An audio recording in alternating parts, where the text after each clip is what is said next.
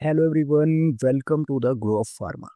तो आज के इस वीडियो में हम लोग जो हमने प्रैक्टिस क्वेश्चन की सीरीज स्टार्ट की थी उसको हम लोग आगे कंटिन्यू करेंगे और इस वीडियो में हम जनरल फार्माकोलॉजी कंप्लीट करेंगे। लास्ट वीडियो में हमने 50 क्वेश्चंस देखे थे जिसमें जनरल फार्माकोलॉजी में केवल तुम्हारा फार्माकोकाइनेटिक तक का पोर्शन हो पाया था, उसके बाद का पोर्शन बचा हुआ था, जिसके लिए मैंने नेक्स्ट वीडियो में इस वीडियो में हम पूरा कंप्लीट 50 क्वेश्चंस कवर करने वाले हैं। ठीक है, अगर आपने लास्ट वीडियो नहीं देखा है तो जाके चेकआउट कर लो। काफ़ी अमेजिंग तरीके से अच्छे इंपॉर्टेंट क्वेश्चंस का डिस्कशन हुआ है। ठीक है, चैनल पे प्लेलिस्ट मिल जाएगी। इसके अलावा हमने क्या कर रखा है, हमने क्रैश कोर्स स्टार्ट कर रखा है चैनल पे जीपैट एंड नाइपर 2025 के लिए, जिसमें हम in detail complete GPAT and NIPER के सिलेबस कवर कराने वाले हैं। हमने फार्मास्यूटिक्स और फार्माकोलॉजी अभी स्टार्ट किया, जिसमें से हमने फार्मास्यूटिक्स में हमने प्री फॉर्मुलेशन कवर कर दिया, टैबलेट कवर कर दिया, कैप्सूल भी ऑलमोस्ट हो चुका है, और साथ में फार्माकोलॉजी में हमने जनरल फार्माकोलॉजी कंप्लीट कर दी, PYQ discussion and cardiovascular system में हमने arrhythmia, hypertensive, complete cardiovascular cover कर दिया। ठीक है, और उसका सब पीवाईक्यू डिस्कशन भी होने वाला है, तो चैनल को जाके सब्सक्राइब कर दो। ठीक है, और अभी जो मैं वीडियो रिकॉर्ड कर रहा हूँ तो अभी टाइम हो रहा है, कितना टाइम हो रहा है, अभी टाइम हो रहा है सुबह के 5:10। और ऐसा नहीं कि मैं 5 बजे सो के उठाऊँ, मैं 11 बजे से बैठा हुआ हूँ। इस बात को बताने का मेरा सिंपल सा एक मतलब है। क्या मतलब है?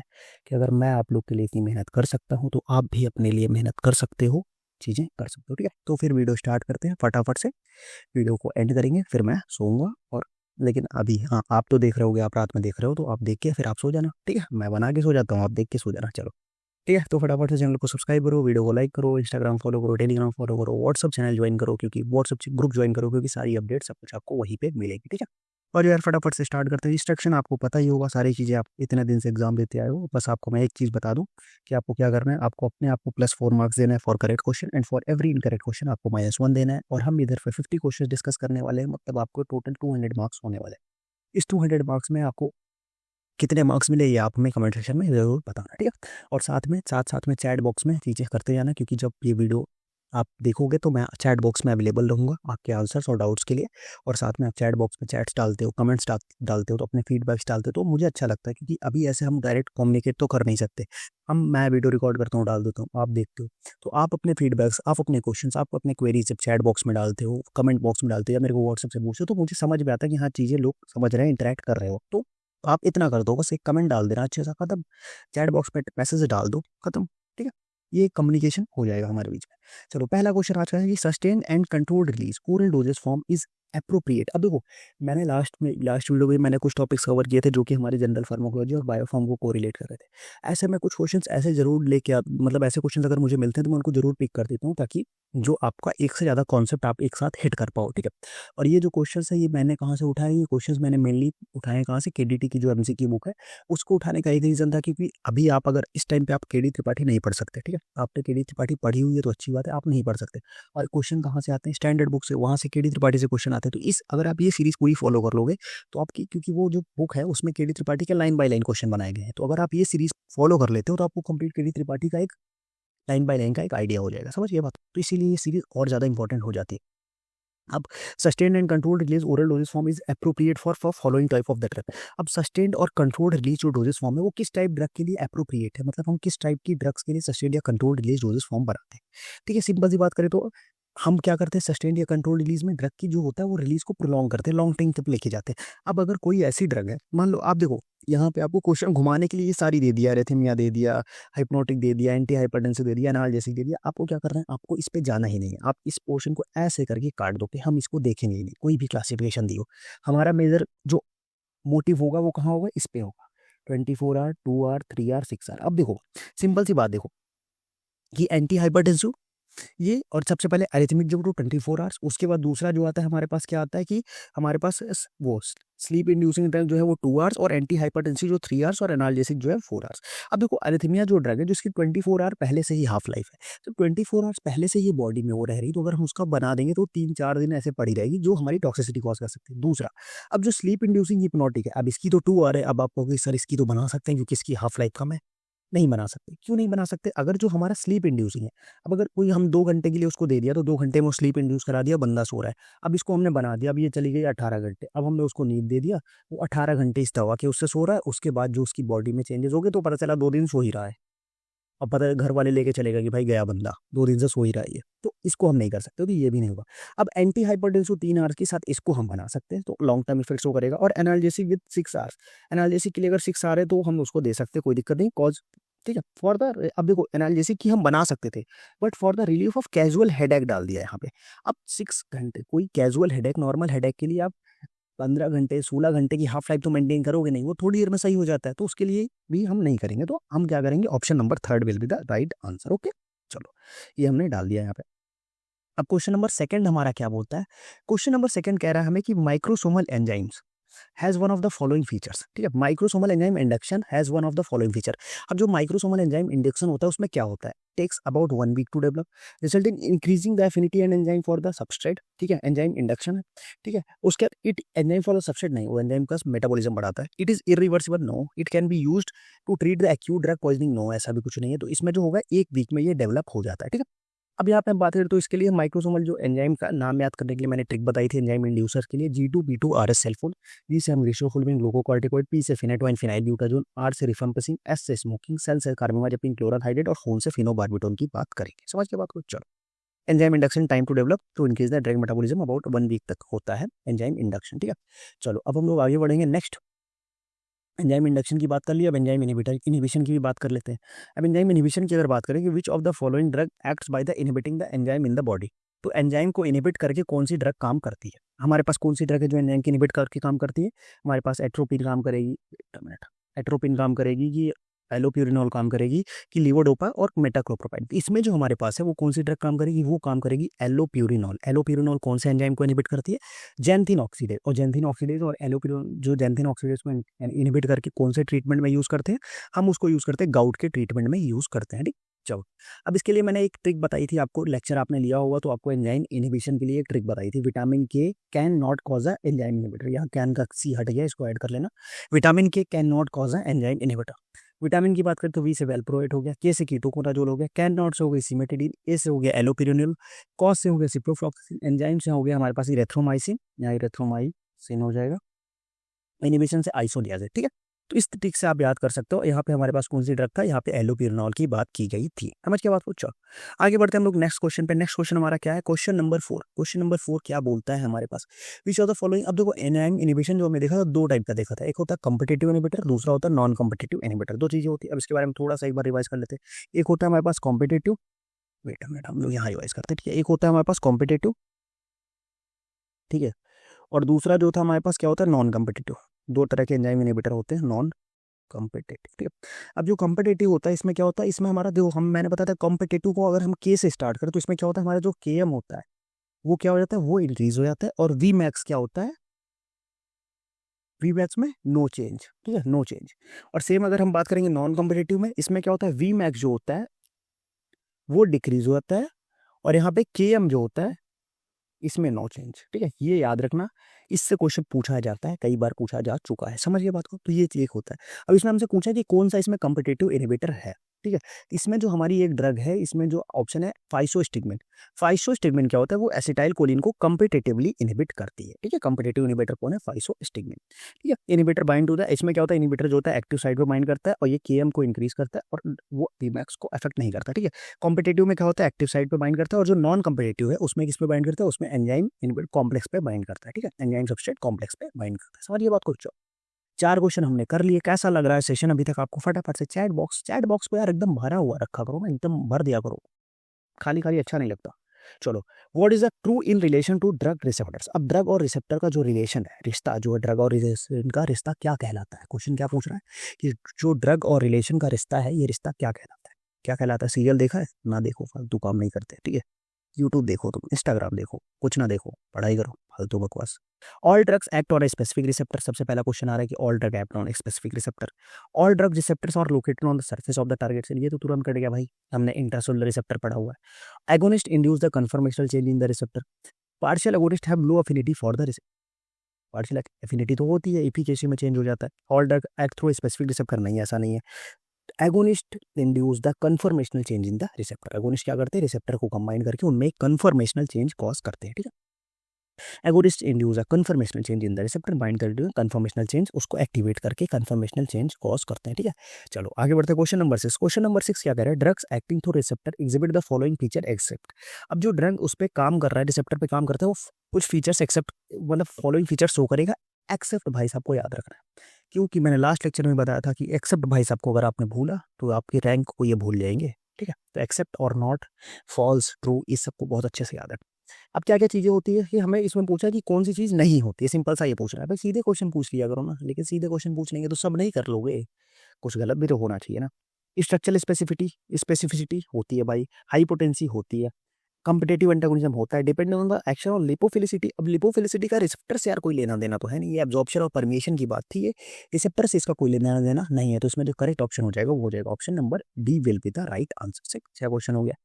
अब बात करते हैं क्वेश्चन नंबर 7। अब study of the drug receptor interaction जो है हमारा, ड्रग रिसेप्टर इंटरेक्शन का, हैज नाउ शोन दैट, क्या शोन किया गया? Maximal response occur when the all receptors are occupied by the drug, पहली बात आ गई। दूसरा, ड्रग एक्सर्ट ऑन ऑल और none action on the receptor, दूसरी बात क्या आ गई कि receptor and drugs acting on it have a rigid complementary lock and की स्ट्रक्चरल फीचर्स। फिर properties of affinity and intrinsic activity are independently variable. ठीक है, तो इसमें क्या होता है कि देखो ये सारी चीजें होती है कि कॉम्प्लीमेंट्री लॉक की हमने देखा कि लॉक की तो होता है, और भी चीजें होती हैं। ठीक है, फिर रिजिड लॉक, कॉम्प्लीमेंट्री रिजिड नहीं होता, वो फ्लेक्सिबल भी होता हो सकता है, ये हमने देखा है, अगर आपने एंजाइम काइनेटिक्स पढ़ी होगी तो आपको पता होगा। ऑल और नॉन ऐसा कुछ नहीं, तो इसमें जो करेक्ट ऑप्शन हो जाएगा, जो एफिनिटी और इंट्रिंसिक एक्टिविटी होती है ये दोनों इंडिपेंडेंट होती है। इंडिपेंडेंट कैसी होती है ये अभी मैं आपको एक टेबल दिखाऊंगा, नेक्स्ट क्वेश्चन में आएगी वो, तो उससे आप समझ सकते हो। ठीक, चलो इसका ऑप्शन क्या हो जाएगा? Option number D. Question number 8 की अगर हम बात करें, a partial agonist can antagonize the effect of the full agonist but it has, antagonize तो कर सकता है बट उसकी एफिनिटी क्या होती है, क्या कंडीशन होनी चाहिए? तो जो हमारा पार्शियल एगोनिस्ट होता है उसकी क्या होती है? एफिनिटी तो हाई होती है बट इंट्रिंसिक एक्टिविटी क्या होती है? लो होती है। इसके लिए आप ये टेबल याद कर लो, आपका काम हो जाएगा। ठीक है, अब देखो सिंपल सी आप याद कर लो, agonist, antagonist, partial agonist, inverse agonist. अब देखो इफिकेसी जो होती है वो एंटागोनिस्ट को छोड़ के सब में होती है, एफिनिटी क्या होती है ये भी सब में होती है। अब इंट्रिंसिक एक्टिविटी, इंट्रिंसिक एक्टिविटी क्या होती है कि इंट्रिंसिक एक्टिविटी एगोनिस्ट की 1 होती है, एंटागोनिस्ट में कोई इंट्रिंसिक एक्टिविटी नहीं होती, 0। और जो पार्शियल एगोनिस्ट होती है इसकी 0 से 1 के बीच में लाई करती है, और इनवर्स एगोनिस्ट में -1 होती है। अब ये तीनों टर्म है क्या? Efficacy, affinity, intrinsic activity. Lecture में तो मैंने बताया है, बट अगर आपने लेक्चर नहीं देखा है तो गलत काम किया है ना। किया है कि नहीं? गलत काम किया है, देखना चाहिए था ना भाई। किसने किसने पूरा लेक्चर देखा है? चैट बॉक्स में बताओ कि मैंने पूरी जनरल फार्माकोलॉजी देखी। ठीक है, चैट बॉक्स में बताओ। ठीक है, अब देखो अगर हम इफिकेसी की बात करें तो इफिकेसी का मतलब क्या होता है कि जो power to produce action, action को प्रोड्यूस करने की जो पावर होती है उसको हम लोग इफिकेसी बोलते हैं। तो एंटागोनिस्ट में वो नहीं होती, बाकी सब में होती है। एफिनिटी क्या होती है? बाइंड करने की पावर, बाइंड करने की जो पावर होती है वो होती है एफिनिटी। और जो वो होता है एक्शन जो प्रोड्यूस होता है, कितना एक्शन प्रोड्यूस होगा उसको हम लोग क्या बोलते हैं? उसको हम लोग बोलते हैं इंट्रिंसिक एक्टिविटी। ठीक है, कि कितना एक्शन जो होगा वो प्रोड्यूस होगा, ठीक, उसको हम लोग इंट्रिंसिक एक्टिविटी बोलते हैं। एगोनिस्ट क्या होते हैं? सेम एक्शन प्रोड्यूस करते हैं। एंटागोनिस्ट कोई एक्शन नहीं प्रोड्यूस करता, 0। और पार्शियल एगोनिस्ट क्या होता है कि हमारे पास 0 से 1 के बीच में सम मैक्सिमम रिस्पॉन्स प्रोड्यूस करता है, जबकि इनवर्स एगोनिस्ट क्या करता है? उल्टा एक्शन प्रोड्यूस करता है, इसलिए इसको हम लोग -1 से डिनोट करते हैं। समझिए बात को। अब हम लोग बात करेंगे क्वेश्चन नंबर 9 पे। क्या है क्वेश्चन नंबर 9? Receptor agonist. अब भाई ये क्वेश्चन अगर आप गलत कर दो, ये क्वेश्चन तो मैं सोच रहा हूँ छोड़ ही दूं। ठीक है, इसका क्या ऑप्शन हो जाएगा? इनवर्स एगोनिस्ट, रिसेप्टर एगोनिस्ट के पास क्या होता है? एफिनिटी होती है, intrinsic activity with positive sign. ठीक है, सेम वही टेबल है, याद कर लो, काम हो जाएगा। ठीक है, देखो ऐसे कुछ टेबल्स है, कुछ चार्ट्स है, जिसको आप याद कर लोगे ना एकदम पार कर जाओगे, आराम से चीजें हो जाएंगी। चलो आगे बात करते हैं, agonist affect the specific atom, किस तरीके से अफेक्ट करते हैं? पहला, अल्टरेट्स अमीनो एसिड सीक्वेंस। अगर मान लो किसी में अमीनो एसिड का सीक्वेंस ना हुआ तो डीनेचर द रिसेप्टर प्रोटीन नहीं। Alters protein folding and alignment of the sub unit, सही बात है, alters folding and alignment of the sub unit. Sub units के अलाइनमेंट से आपको कुछ याद आया? याद आया कि नहीं याद आया? जीपीसीआर याद आ रहा है क्या? जी प्रोटीन कपल्ड रिसेप्टर याद आ रहा है क्या? उसमें हमने 3 सब यूनिट पढ़ी थी, कुछ याद आ रहा है? Alpha, beta, gamma. इसमें से बीटा और गामा तो ठीक था, जब जीडीपी से जीटीपी में कन्वर्ट होता है तो अल्फा सब यूनिट भाग जाता है, और वो अल्फा सब यूनिट आगे चल के एक्शन प्रोड्यूस करता है। याद आया? याद करो, चीज़ों को रिलेट करो, जब ऐसा रिलेट करोगे तब आप पे कॉन्फिडेंस आएगा, तब आप चीज़ें ईजिली कर पाओगे। ठीक है, तो ये चीज़ें थी। चलो आगे बढ़ेंगे हम लोग क्वेश्चन नंबर 11 पे। फटाफट से ये क्वेश्चन आया आपके कंप्यूटर स्क्रीन पे, कौन बनेगा करोड़पति? चलो क्या है question? Receptor perform the following functions. कौन कौन सा फंक्शन रिसेप्टर जो होता है वो परफॉर्म करता है? पहला लिगेंड रिकॉग्निशन, सिग्नल ट्रांसडक्शन, सही बात है, लिगेंड को रिकॉग्नाइज करेगा तभी तो बाइंड करेगा, फिर सिग्नल को ट्रांसडक्शन कराएगा, सही बात है, तो both ligand and ligand recognition and signal transduction, ये भी ठीक है। Disposal of the agonist and antagonist, ये क्या बात होगी, फालतू बात क्यों देते हो, ये सब नहीं होगा। Option number C will be the right answer. Both link, क्योंकि जब वो लिगेंड को रिकॉग्नाइज नहीं करेगा तो बाइंड कैसे करेगा, और जब बाइंड करने के बाद रिकॉग्नाइज किया, फिर बाइंड किया, फिर सिग्नल को ट्रांसडक्शन किया, तो जो रिसेप्टर्स है वो फॉलोइंग सारे एक्शन को प्रोड्यूस कर परफॉर्म करते हैं। समझिए बात को। चलो नेक्स्ट क्वेश्चन। अभी हमने जीपीसीआर की बात की और जीपीसीआर क्वेश्चन आ गया, क्या बात है। जीपीसीआर में क्या होता है, द फॉलोइंग रिसेप्टर हैज अच्छा मैंने आंसर बता दिया क्या, ओ सॉरी, कोई बात नहीं। The following receptor type has a 7 helical membrane spanning amino acid sequence and 3 extracellular and 3 intracellular loops. Answer बता ही दिया है, तो ये तो कर ही लोगे। देखो ये रहा, इसका डायग्राम क्या कह रहा है, 7 हेलिकल मेम्ब्रेन स्पैनिंग्स, तो 7 हेलिकल मेम्ब्रेन क्या था, 1 2 3 4 5 6 7, ठीक है। फिर क्या था हमारे पास, 3 extra solar and 3 intra solar loop से, और साथ में ये हमने जो बताया था क्या था, जी अल्फा बीटा गामा, जिसमें से जो जीडीपी से जीटीपी का कन्वर्जन होता, तो जो अल्फा भाई साहब थे वो भाग गए और बीटा गामा भाई साहब को छोड़ दिया। उसके बाद ये अल्फा भाई साहब जाके एक्शन दिखाएंगे, क्या एक्शन दिखाएंगे ये जानने के लिए देखिए हमारा अगला वेब सीरीज। ऐसा ही होता है ना, अब ये जानने के लिए आपको देखना पड़ेगा अगला एपिसोड। तो ऐसे ही क्या एक्शन दिखाएंगे ये जानने के लिए आपको देखना पड़ेगा हमारा लेक्चर, जो हमने कंप्लीटली ले रखा किसमें, जीपैट नाइपर क्रैश कोर्स के अंदर में। कहाँ मिलेगा, ग्रुप है वहाँ पे, free of the cost available है, चेक करो जाओ। नहीं मार्केटिंग अच्छी कर लेता हूँ क्या मैं, फालतू बकवास। कोई गाली नहीं देगा कोई कमेंट बॉक्स में कि क्या फालतू बकवास करता रहता है, पढ़ा ले, ऐसा नहीं करना यार। चलो question number 13, which of the following is a ji protein coupled receptor. ठीक है, देखो रात भर काम करते करते दिमाग थोड़ा सा घूम जाता है, ठीक है, तो थोड़ा सा टॉलरेट कर लेना यार, बाकी काम की चीज़ तो दे ही रहा हूँ ना, तो इतना कर ही सकते हो। चलो, विच of the following is a ji protein coupled receptor, GPCR कौन कौन सा है, muscarinic cholinergic receptor, nicotinic cholinergic receptor, glucocorticoid receptor, insulin receptor, कौन सा रिसेप्टर, जल्दी बताओ फटाफट से चैट बॉक्स में बताओ। ये मैंने लेक्चर में बताया था आप लोग को, आपको याद होना चाहिए यार, ऐसे ना करो। बोलो बोलो, ये आंसर दिख रहे हैं मुझे, बताओ। मस्कुलरिक कोलिनर्जिक रिसेप्टर होगा इसका करेक्ट आंसर, होगा मस्कुलरिक कोलिनर्जिक रिसेप्टर जो होता है वो हमारा क्या होता है, जीपीसीआर मैकेनिज्म से काम करता है। समझ गए बात को। बाकी और जो रिसेप्टर्स है उनकी भी मैकेनिज्म मैं बता दूं, कौन कौन से किस रिसेप्टर से किस मैकेनिज्म से काम करते हैं, ठीक है। निकोटिनिक कोलिनर्जिक रिसेप्टर जो है वो हमारा किससे काम करता है, वो लिगैंड गेटेड आयन चैनल से काम करता है।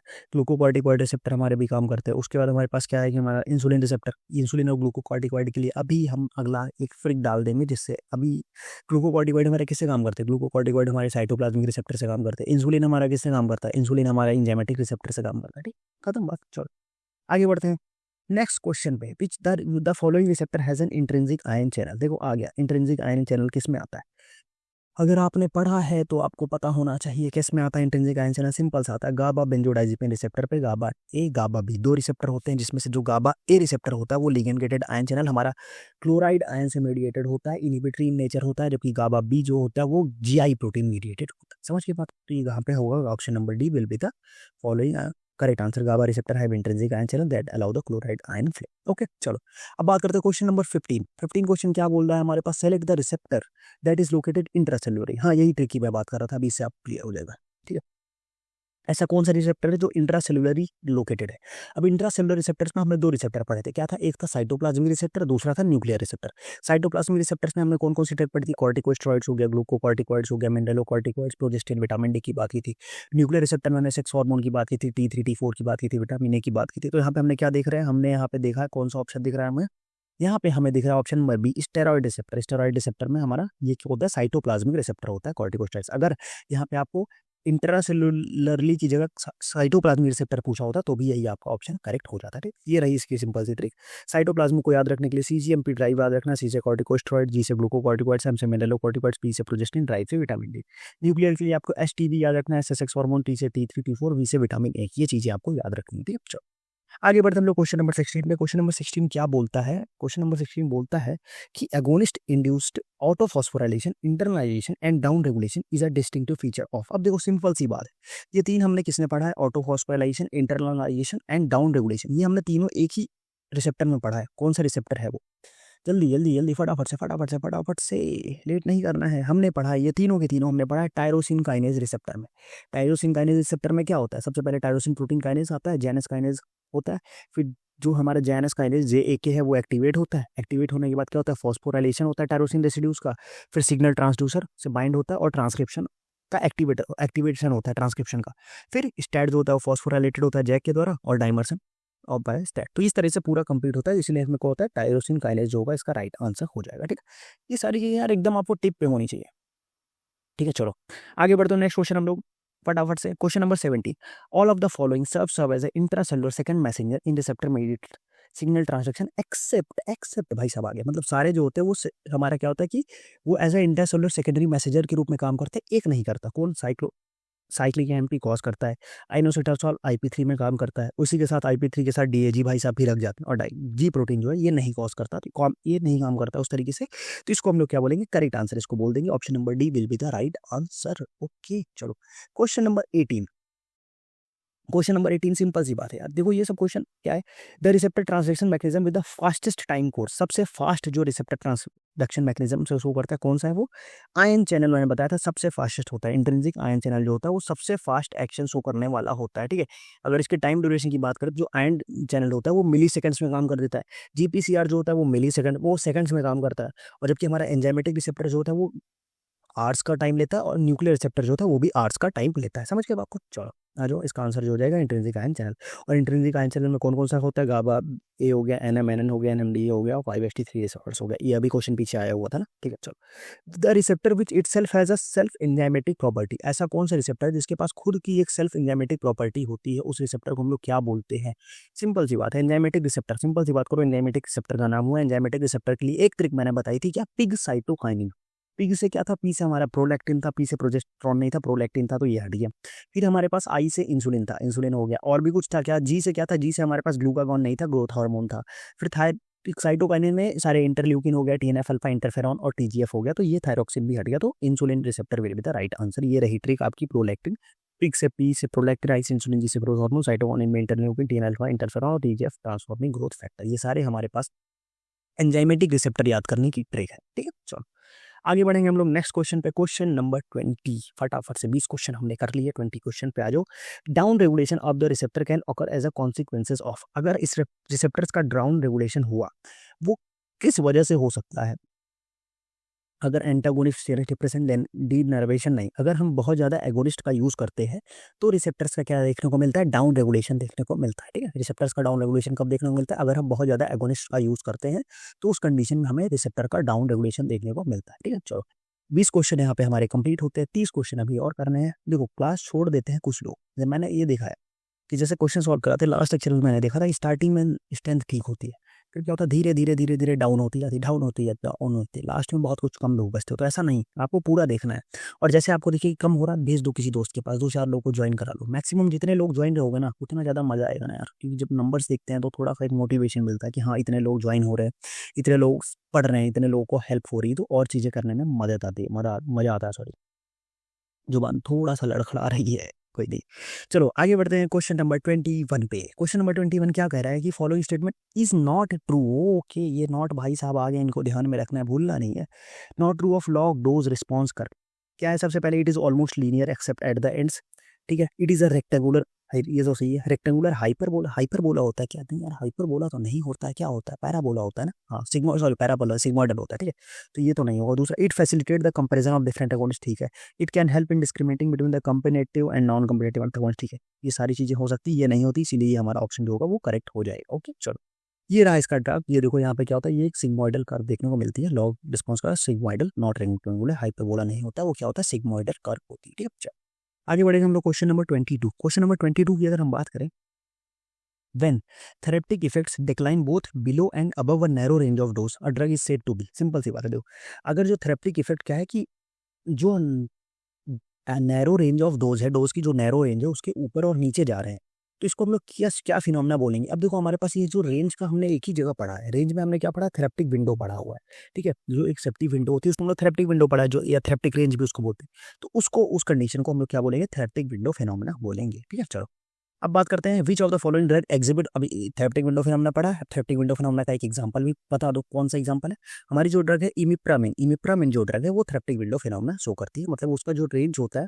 देखो थेरेप्टिक विंडो क्या होता है कि थोड़ा सा जो नैरो रेंज ऑफ डोजेस, जो अबव और बिलो थोड़ा सा ऊपर नीचे डोज वेरी कर जाती है थेरेप्टिक रेंज से, उसको हम लोग बोलते हैं थेरेप्टिक विंडो फिनोमेना, और उसका जो ड्रग है वो है इमिप्रामिन। चलो अब बात करते हैं the following statement is not true about the potential of the drug. Potential से रिलेटेड कौन सा स्टेटमेंट ट्रू नहीं है? Refer to the dose of the drug needed to produce a certain degree of response, सही बात है। Can be related to that of its congeners by the relative position of its dose response करो, हाँ सही बात है, हम DRC करके रिलेट कर सकते हैं, कोई बात सही। It is often not a major consideration, यहाँ भी नॉट ट्रू आया, ध्यान रखना, not a major consideration in choice of the drug, नहीं, ठीक है। इट रिफ्लेक्ट द, हाँ क्योंकि पोटेंशियल से ज़्यादा हम सेफ्टी पे फोकस करते हैं। It reflect the capacity of the drug to produce the drastic response, नहीं यार ड्रास्टिक रिस्पॉन्स थोड़ी ना प्रोड्यूस करेगा, ड्रास्टिक रिस्पॉन्स प्रोड्यूस कर देगा वो तो साइड इफेक्ट में चला जाएगा ना। Dose require not the intensity of the potential, मतलब डोज रिक्वायर फॉर रिस्पॉन्स, केवल रिस्पॉन्स प्रोड्यूस हो रहा है बस, उससे और ड्रास्टिक और इससे मतलब नहीं है इसमें, तो ये जो होगा नॉट ट्रू पूछा था तो ये option will be the right option. Okay चलो आगे बढ़ते क्वेश्चन नंबर 25 पे। अब हमने पोटेंशियल की बात कर ली, हम थोड़ा सा ड्रग इफिकेसी की बात कर ले। इफिकेसी क्या होता है? इफिकेसी हमारा ये होता है कि the range of the disease in the drug is beneficial, नहीं ऐसा थोड़ी ना, इफिकेसी इसको थोड़ी ना बोलते। Maximal intensity of response that can be produce by the drug, ये हो सकता है। The dose of the drug needed to produce half, maximal नहीं। The dose of the drug needed to produce a therapeutic effect, ठीक है। तो जो maximum intensity of the response जो प्रोड्यूस होता है उसको हम लोग बोलते हैं इफिकेसी, ठीक है, उसको हम लोग क्या बोलते हैं? इफिकेसी। जो maximal intensity of the response that can be produced by the drug is known as efficacy. Efficacy is the maximum effect of the drug produced regardless to the dose, उसमें डोज से relation नहीं होता, this is the maximum effect of produce, सही बात है। More the peak of the curve greater is the efficacy. अब यहाँ पे दो दो कंसेप्ट आप समझ लो, यहाँ पे एक होता है पोटेंसी, एक होता है इफिकेसी। अब जैसे आपकी दो ड्रग ये ले दी ए और बी, तो इसका कंपेरिजन आता है। अगर जो हमारी ए है, ये क्या हो रही है कि हमारा बहुत पहले स्टार्ट हो रही है, और एक मिनट कहाँ चला गया, यहाँ सॉरी, यहाँ ए जो है वो पहले स्टार्ट हो रही है और नीचे तक रह जा रही है, बी जो हो रही है वो बाद में स्टार्ट हो रही है। तो अगर जो पहले स्टार्ट होती है उसको हम लोग बोलते हैं मोर पोटेंट, जो पहले स्टार्ट हो रही है वो ज़्यादा पोटेंट होगी, और जो ज़्यादा ऊपर तक जा रही है वो ज़्यादा इफिकेशियस होगी। तो अगर आपका कंपैरिजन पूछ लिया जाए कि ए और बी में क्या कंपैरेटिव है पोटेंसी एंड इफिकेसी को लेके, तो ए जो होगी वो हमारी मोर पोटेंट होगी, बी जो होगी वो हमारी मोर इफिकेशियस होगी। समझ गए बात को? तो इस तरीके से हमने 50 क्वेश्चंस कवर कर लिया, हाफ ऑफ द जर्नी हमने कवर कर ली, रिमेनिंग 50 क्वेश्चंस पे आगे बढ़ेंगे। ओके तो आगे बढ़ते हैं क्वेश्चन नंबर 26 पे। क्वेश्चन नंबर 26 कह रहा है which of the following is always true, इसमें से कौन सा पूछ रहा है जो हमेशा ही ट्रू रहता है? अब more potent drug is more efficacious, नहीं है, ऐसा कुछ कंफर्म नहीं है। अब more potent drug is safer, no, ये भी कोई वो नहीं है कि ज़्यादा पोटेंट है तो सेफ हो। मोर potent drug is clinically superior, नहीं, हम सेफ्टी पे ज़्यादा फोकस करते हैं। अब more potent drug can produce the same response lower doses, हाँ ये ठीक है, अगर उसकी पोटेंसी ज़्यादा रहेगी तो वो रिस्पॉन्स जल्दी प्रोड्यूस करेगा, कम डोज में प्रोड्यूस कर लेगा। जैसे कि अगर आप पीछे देखो, यहाँ क्या था, यहाँ पे हम लगा रहे थे ये डोज था और ये रिस्पॉन्स था। तो अगर इसकी पोटेंसी कम थी, इसके लिए इतने डोज का, एक मिनट आप समझोगे, ठीक है। देखो ये क्या है, ये रिस्पॉन्स प्रोड्यूस हो रहा है, ये डोज है, इसकी पोटेंसी क्या थी, कम थी, ये इतना डोज लगा इसको रिस्पॉन्स यहाँ पे पहुंचने में। जबकि अगर हाई पोटेंसी की ड्रग होगी तो वो कम डोज में रिस्पॉन्स प्रोड्यूस कर देगी, तो वही यहाँ पे बोल रहा है, ये option number D will be the right answer. Okay अब लोग आगे बढ़ेंगे क्वेश्चन नंबर 27 पे। क्वेश्चन नंबर 27 क्या कह रहा है कि higher efficacy of the drug necessarily confirms, क्या अगर ड्रग की हाई इफिकेसी है तो क्या कंफर्म करता है कि ग्रेटर सेफ्टी नहीं, थेरेपेटिक सुपीरियरिटी भी नहीं करती, capacity to produce the more intense response, सही बात है, जितने ज़्यादा इफिकेसियस रहेगा उतना ही इंटेंस वो रिस्पॉन्स प्रोड्यूस करेगा, कॉस्ट सेविंग नहीं, ऐसा कुछ नहीं है, ठीक है। तो capacity produce the more intense response. आगे बढ़ते हैं क्वेश्चन नंबर 28 क्या कह रहा है, क्वेश्चन नंबर 28 क्या कह रहा है कि if the dose response curves of a drug for producing different actions are widely separated on the dose axis, drug is called, मतलब क्या है कि अगर जो डीआरसी है, जो drug action different action produce कर रही है, उसको अगर हम डोज एक्सिस पे सेपरेट करेंगे तो सेपरेट कर सकते हैं, तो ड्रग को क्या बोलेंगे, ड्रग को हम लोग क्या बोलेंगे, हाईली सेलेक्टिव ड्रग बोलेंगे, क्योंकि जो डिफरेंस एक्शन है उसको हम सेपरेट कर पा रहे हैं तो उसको हम लोग हाईली सेलेक्टिव ड्रग बोलेंगे, ठीक है। पोटेंट इफिकेशियस ने उसको हम लोग क्या बोलेंगे, highly selective. A drug with widely separated dose response curve is selective for specific action के लिए सेलेक्टिव होती है, उसीलिए हम उसको हाईली सेलेक्टिव बोलते हैं। ओके क्वेश्चन नंबर 29 क्वेश्चन क्या कह रहा है हमारा यहाँ पे, the therapeutic index of a drug is a measure of, तो ये जब मैं पढ़ा रहा था तब भी मैंने बताया था कि जो थेरेप्टिक इंडेक्स है वो हमेशा किस चीज़ का मेजर होता है, वो मेजर होता है safety. Therapeutic index is a measure of safety, इसका फॉर्मूला होता है थेरेप्टिक इंडेक्स का LD50/ED50, lethal dose 50 upon effective dose 50। Lethal dose का मतलब क्या होता है कि ऐसी डोज जिसमें हमारी जो 50% ऑफ द पॉपुलेशन के लिए टॉक्सिक हो जाए उसको लेथल डोज बोलते हैं, और ऐसी डोज जो 50% पॉपुलेशन के लिए वो इफेक्टिव हो जाए उसको हम लोग बोलते हैं इफेक्टिव डोज, ठीक है। चलो अब बात करते हैं क्वेश्चन नंबर 30। क्वेश्चन नंबर 30 क्या बोल रहा है हमारा कि compare to the drug named with in a parenthesis which of the following is the drug has higher potency but lower efficacy, मतलब ऐसा कौन सा ड्रग है इसमें जो जिसकी पोटेंसी जो होती है वो हायर हो बट एफिकेसी जो है वो लोअर हो। तो ऐसी हमारे पास एक ही ड्रग है यहाँ पे, वो है डाइजेपाम। डाइजेपाम जो फिनोबार्बिटॉन क्लास की है, उसमें क्या होता है फिनोबार्बिटॉन, उस मतलब क्या as compare to the drug named with in the parenthesis which of the following, okay नहीं नहीं नहीं सॉरी, इसमें क्या है कि इसको हमें कंपेयर करना है, सॉरी इसको हमें कंपेयर करना है। वेट अ मिनट, हाँ देखो इसको हमें कंपेयर करना है, ये जो बॉक्स में मतलब ब्रैकेट में रखे इसके साथ कंपेयर करना है, और ऐसा क्या कि जिसकी इफिकेसी पोटेंसी हाई हो बट इफिकेसी लोअर हो। तो पैथिडीन और मॉर्फिन में नहीं, हमारे पास मॉर्फिन की ज़्यादा होती है। फ्यूरोसेमाइड और हाइड्रोक्लोरामाइड में भी हमारे पास हाई सीरिंग डायरेटिक्स फ्यूरोसेमाइड होते हैं, तो ये भी नहीं होगा। डाइजेपम और फिनोबार्बिटन की बात करें तो यहाँ पे हमारा ये चीज़ें सही हो जाएंगी। इनएलाब्रिल, कैप्टोप्रिल ये भी नहीं होगा, ठीक है। इसमें हमें बताना है क्या कि जो हमारे पास जो drug named with in the parenthesis इसके साथ कंपेयर करना है, और पोटेंसी क्या होनी चाहिए, हाई होनी चाहिए बट इफिकेसी लो होनी चाहिए। तो इस कंडीशन में हमारे डाइजेफार्म होगा, ठीक है। चलो आगे बढ़ते हैं। It is the combination of the two drugs, question number 31 क्या बोल रहा है हमारे पास, it is the combination of the two, if the combination of the two drug is equal to the sum of their individual effects the drug are exhibiting. अब देखो वैसे तो देखा जाए तो सिनर्जी मतलब इक्वल आ रहा है तो एडिटिव इफेक्ट दे रहा है, बट एडिटिव हमारे पास ऑप्शन में नहीं है। तो एडिटिव किसके अंदर में आता है, एडिटिव आता है सिनर्जिज्म के अंदर में। तो यहाँ पे क्या शो कर रहा है, वो सिनर्जिज्म शो कर रहा है। पोटेंशिएशन ज्यादा इफेक्ट हो जाएगा, क्रॉस टॉलरेंस और एंटागोनिज्म कुछ नहीं है, ऐसा क्या है वो सिनर्जिज्म कहलाएगा। यहाँ पे देखो correct answer synergism. Synergism occur when the combined effect equal to the sum of individual effect, Greek मतलब syn together ergon work, when the action of the drug is facilitated और increased by the other they are said to be synergistic, ठीक है। Example additive में 1+1 2 effect of the drug A plus B बराबर हो जाएगा aspirin, paracetamol, nitrous oxide, ether, ephedrine, theophylline, bronchodilator. ये सारी चीजें हमने पढ़ रखी है ऑलरेडी, आपने कवर कर रखी है, ठीक है। चलो आगे बढ़ते हैं। क्वेश्चन नंबर 32 क्या कह रहा था, antagonism between the adrenaline and histamine is called physiological antagonism. Adrenaline और हिस्टामिन के बीच में जो एंटागोनिज्म है उसको हम लोग फिजियोलॉजिकल एंटागोनिज्म बोलते हैं। क्यों? क्योंकि उनका जो वो एक दूसरे का फिजियोलॉजिकल में they both are physiologically present in the body, नहीं they act on physiological receptor, नहीं they both effect many physiological process, नहीं they have opposite physiological effects, yes उन दोनों का जो फिजियोलॉजिकल इफेक्ट होता है वो अपोजिट होता है, इसीलिए हम उसको क्या बोलते हैं, फिजियोलॉजिकल एंटागोनिज्म बोलते हैं। ओके चलो अब बात करेंगे क्वेश्चन नंबर 32 की बात होगी, क्वेश्चन नंबर 33 की बात करते हैं। The antidotal action of sodium nitrite in cyanide poisoning is based on, अब जो सोडियम नाइट्राइट साइनाइड पॉइजनिंग में कैसे एक्शन शो करेगा, सिंपल सी बात है, सोडियम नाइट्राइट क्या है, केमिकल है, साइनाइड भी क्या है, केमिकल है, तो दोनों क्या शो करेंगे, दोनों हमारा केमिकल एंटागोनिज्म शो करेंगे, ठीक है। साइनाइड पॉइजनिंग और ये क्या करेंगे, केमिकल एंटागोनिज्म शो करेंगे। साइनाइड के साथ रिएक्शन करके क्या करता है, जो सोडियम नाइट्राइट है वो केमिकली साइनाइड के साथ रिएक्शन करता है और लेस टॉक्सिक कंपाउंड प्रोड्यूस करता है, ठीक है। उस जो कंपाउंड प्रोड्यूस होता है उसका नाम क्या है, ये आप लोग चैट बॉक्स में एंड कमेंट सेक्शन में बता दो। अगर आप वीडियो प्रीमियर के टाइम पे देख रहे हो तो आप चैट बॉक्स में बताओ, और अगर आप बाद में देख रहे हो तो कमेंट बॉक्स में बताना कि जो सोडियम नाइट्राइट और साइनाइड का रिएक्शन होता है जो लेस टॉक्सिक कंपाउंड फॉर्म होता है उसका नाम क्या है। अब आ जाओ नेक्स्ट क्वेश्चन पे, क्वेश्चन नंबर 34 की हम लोग बात करेंगे, ठीक है। क्वेश्चन नंबर 34 क्या बता है कि if are drug are producing no response by itself causes the log dose response curve of another drug to shift to the right in a parallel manner without decreasing the maximum response drug are is, मतलब क्या कह रहा है, simple सी बात है कि कह रहा है कि जैसे ड्रग आर है, आर खुद कोई रिस्पॉन्स नहीं प्रोड्यूस करी बट जो एस का इफेक्ट पहले यहाँ था उसको इन्होंने थोड़ा सा और राइट शिफ्ट कर दिया विद आउट डिक्रीजिंग में मैक्सिमल रिस्पॉन्स को डिक्रीज किए बिना। तो अब यहाँ पे मैक्सिमल रिस्पॉन्स पर कोई इफेक्ट नहीं कर रहा है, तो ये क्या करेगा, उसको डिक्रीज थोड़ा सा बाद में इफेक्ट शो कर रहा है, तो क्या कर रहा है, उसके जो रिसेप्टर्स है उसको कंपेटिटिवली बाइंड कर रहा है, कंपेटिटिवली बाइंड करके उसको जो रिस्पॉन्स को मतलब डोज रिस्पॉन्स कर्व को राइट साइड में शिफ्ट कर दे रहा है। तो इसके लिए जो कौन सा एंटागोनिस्ट हो जाएगा वो हो जाएगा कंपेटिटिव एंटागोनिस्ट। ओके चलो आगे बढ़ते, a drug which does not produce any action by itself but decreases the slope of the log dose response curve and suppresses the maximal response of another drug, मतलब क्या हो रहा है कि उसके वो कर रहा है, उसके खुद का तो कोई ये नहीं है बट स्लोप को भी सप्रेस कर रहा है और साथ में स्लोप को भी डिक्रीज कर रहा है और जो मैक्सिमल रिस्पॉन्स को भी सप्रेस कर रहा है। अब उसका पीछे हमने देखा जो कंपिटेटिव था वो क्या कर रहा था, कंपिटेटिव वाला जो हमने देखा था वो क्या कर रहा था कि वो मैक्सिमम रिस्पॉन्स पे इफेक्ट नहीं कर रहा था, बट जो नॉन कंपिटेटिव है वो क्या कर रहा है, वो मैक्सिमम रिस्पॉन्स पे भी इफेक्ट करेंगे। तो ये क्या होते हैं, ये होते हैं नॉन कम्पिटिटिव एंटागोनिस्ट। ओके आगे बढ़ते हैं नेक्स्ट क्वेश्चन, क्वेश्चन नंबर 36 पे।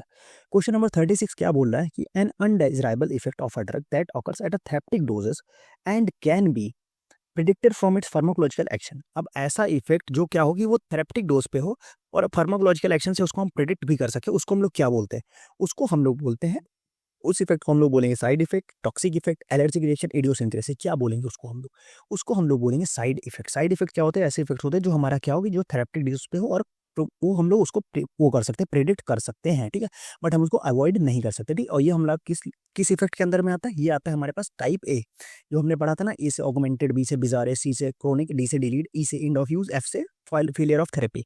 ये सब मैंने लेक्चर में डिटेल में पढ़ा रखा, तो वहाँ पे हमने बात की थी कि जो एगमेंटेड में हमारे पास टाइप में सारे आते हैं, टॉक्सिक इंटॉलरेंस सारे आते हैं, जिस बट जो हमारा टॉक्सिक इफेक्ट था ये हाई डोज की वजह से होता था, साइड इफेक्ट ये नॉर्मल डोज पे हो जाता था, और उसके बाद एलर्जिक रिएक्शन अलग कंडीशन में आ जाती है, वो एबनॉर्मल रिस्पॉन्स पर्टिकुलर फंक्शन पे आता है, और इडियोसिंक्रेसी हमारी एक अलग कंडीशन थी, उसके बारे में हम लोग डिस्कस किया था, ठीक है। तो ये सारी चीज़ें हमने किसके बारे में बात कर रखी थी, ये सारी चीज़ें हमने बात कर रखी थी। इडियोसिंक्रेसी हमारा किससे रिलेटेड था, जेनेटिक्स से रिलेटेड था, ठीक है। तो इसमें हमारा साइड इफेक्ट का हो जाएगा सही आंसर। अब बात करेंगे हम लोग क्वेश्चन नंबर 37 पे। The following is a competitive antagonist of the GABA but a non competitive antagonist of the diazepam. ये क्वेश्चन यहाँ पे एंटागोनिस्ट और उसकी वजह से डाल दिया है, बट ये क्वेश्चन आपका सीएनएस से है, तो आप यहाँ से रिलेट कर सकते हो कि सीएनएस और जनरल फार्माकोलॉजी कैसे रिलेट हो रही है, ठीक है। सीएनएस और जनरल फार्माकोलॉजी कैसे रिलेट हो रही है, ये क्वेश्चन डालने का मतलब यही था। तो ये एक सिंपल सी ड्रग है, कौन सी ड्रग है, वो हमारे पास बिकुकुलिन जो है। अब इसका प्रोनाउंसिएशन कुछ और हो सकता है, तो आप अपने हिसाब से प्रोनाउंसिएट कर लेना, मैं बिकुकुलिन ही बोलूँगा।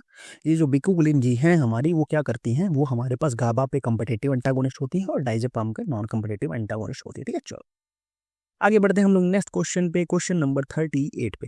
विच of the following is a type B adverse drug reaction and predictable adverse drug reaction. Type B जो अनप्रेडिक्टेबल एडवर्स ड्रग रिएक्शन है, वो side effect, toxic effect, idiosyncrasy और फिजिकल डिपेंडेंस, ठीक है। तो जो हमारे पास एक हमने बताया था कि जो हमारे पास अनप्रिडिक्टेबल था, वो हमारा कौन सा था, वो हमारा था ये इडियोसिंक्रेसी, क्योंकि अब साइड इफेक्ट और टॉक्सिक इफेक्ट ये हमारे प्रिडिक्टेबल हो जाते हैं। टाइप बी में जो इडियोसिंक्रेसी है, ये अनप्रिडिक्टेबल इफेक्ट होता है, ठीक है। चलो आगे इसमें हमारे पास type B bizarre unpredictable reaction बोलते हैं इसको। These are based on the peculiarities of the patient, मतलब जेनेटिक उसमें होता है, हाइपर सेंसिटिविटी एंड इडियोसिंक्रेसी। ये नॉन डोज रिलेटेड होता है और more serious and so withdrawal symptoms of the drug, ठीक है। ये भी शो करता है, ठीक है। चलो ये था हमारे पास इडियोसिंक्रेसी की बात होगी। अब हम लोग बात करते हैं क्वेश्चन नंबर 39। क्वेश्चन नंबर 39 हमारा क्या कह रहा है, a clinical trial is being conducted on 1500 volunteer. कितने वॉलेंटियर ले गए, 1500 वॉलेंटियर ले गए, क्लिनिकल ट्रायल कंडक्ट कर रहा है, and span a period of 2 years as per protocol. The clinical trial is in phase. अब हम बात की थी, अगर हमारे पास फेज 1 में हम कितने लेते हैं, फेज 1 में हम लेते हैं 20 to 100 लेते हैं, ठीक है। फेज 2 में हम कितने लेते हैं, फेज 2 में हम लेते हैं 100 to 150 लेते हैं, कभी कभी थोड़ा सा और कहीं बढ़ा सकते हो, 250 तक जा सकते हो। उसके बाद इसमें हम कितने लेते हैं, अप टू 5000, अप टू 5000 लेते हैं। इसमें हम लेते हैं लार्ज नंबर ऑफ पेशेंट। इसमें किया दिया है 1500, 1500 किस में आ रहा है, इसमें आ रहा है, खत्म बात। ये चीज़ें थी, ठीक। तो ये फेज 3 हो जाएगा, उसके लिए ये एक टेबल है, इसको आप याद रख लो। Human pharmacology safety study phase 1 का नाम है। हेल्दी वॉलेंटियर 20 to 100 लेते हैं। Open label no binding to know the maximum tolerable dose की बात करते हैं, सेफ्टी एंड टॉलरेबिलिटी। फेज 2 को हम बोलते हैं थेरेप्टिक। इसका जो नेम है ना फेज का, ये भी याद रख लेना भाई, क्वेश्चन पूछा जाता है। फेज 2 को थेरेप्टिक स्टडी बोलते हैं, एक्सप्लोरेटरी बोलते हैं, और इसमें 100 to 150 पॉपुलेशन, ये पूरा एक है, इसको एक बार गो थ्रू कर लेना, आपकी काफ़ी चीज़ें हेल्प हो जाएंगी आपको, ठीक है। चलो आगे बढ़ते हम लोग क्वेश्चन नंबर 40 पे। क्वेश्चन नंबर 40 क्या कह रहा है हमारा, which one of the following statement is not true of the fixed dose combination. थोड़ा सा फिक्स्ड डोज कॉम्बिनेशन के बारे में बात कर ले।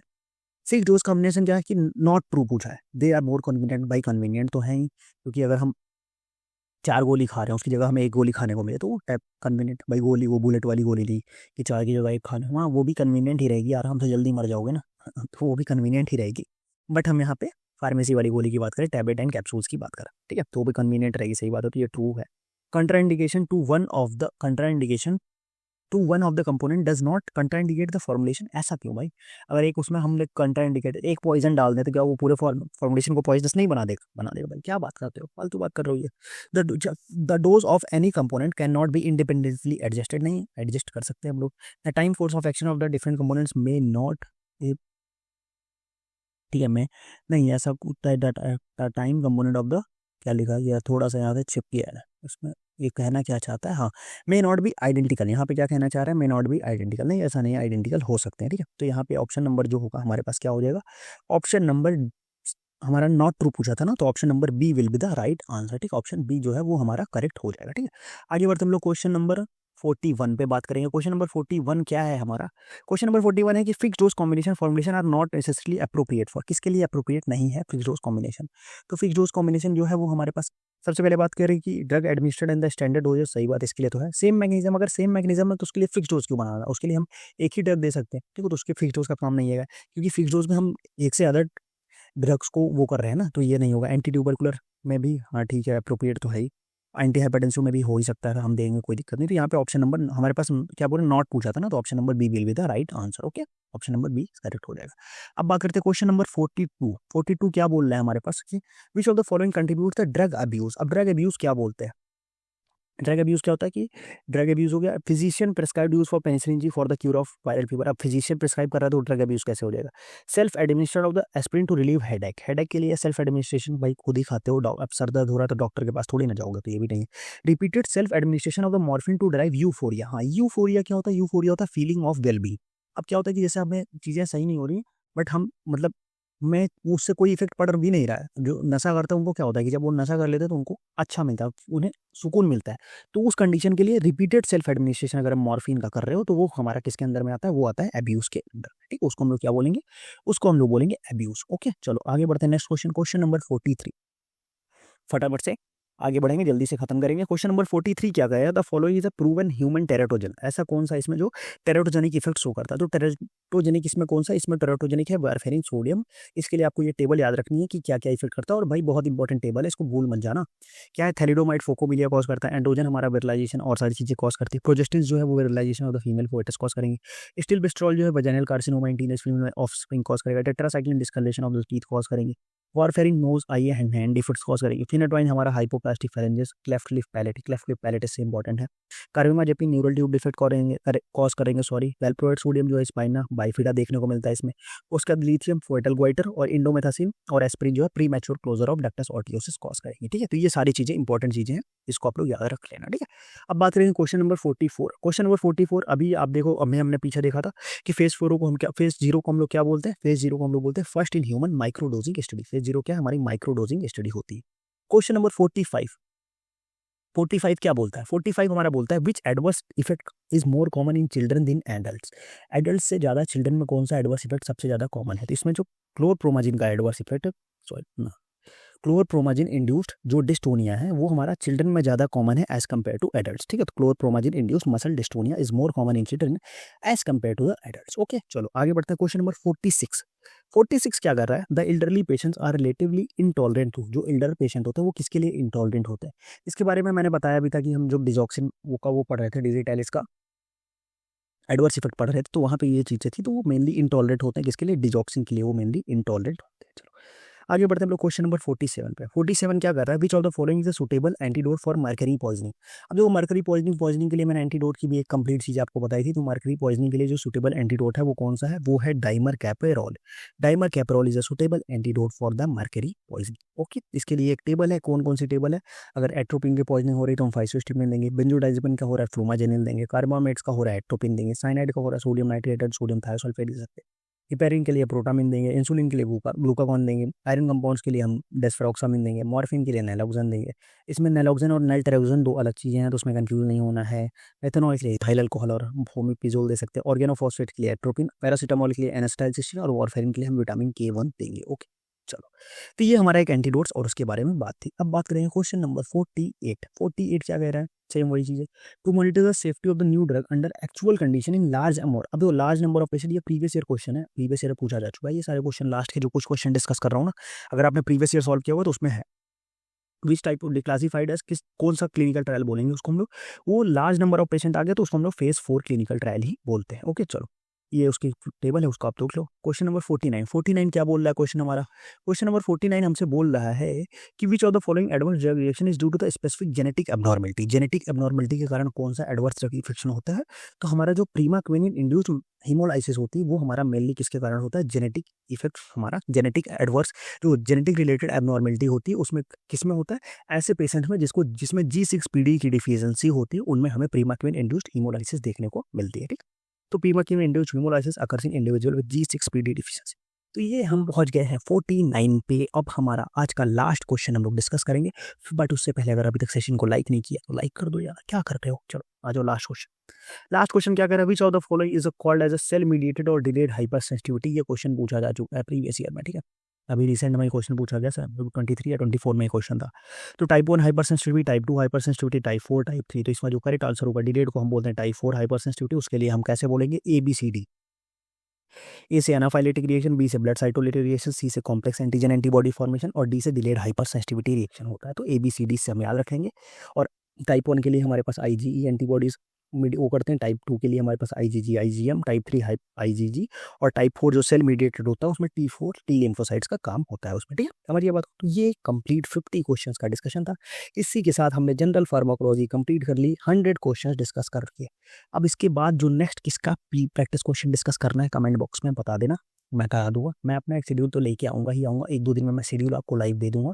बट आप लाइव शेड्यूल मैं तभी रिलीज करूँगा जब आप इस सीरीज़ को अच्छे से प्यार दिखाओगे, सिलेबस शेयर करोगे एक्चुअल सभी के साथ, व्यूज़ पढ़वाओगे, इसमें कमेंट करोगे, तब मैं इसका कंप्लीट प्लान लेके साथ मैं इसको डिस्कस कर लूँगा। ठीक।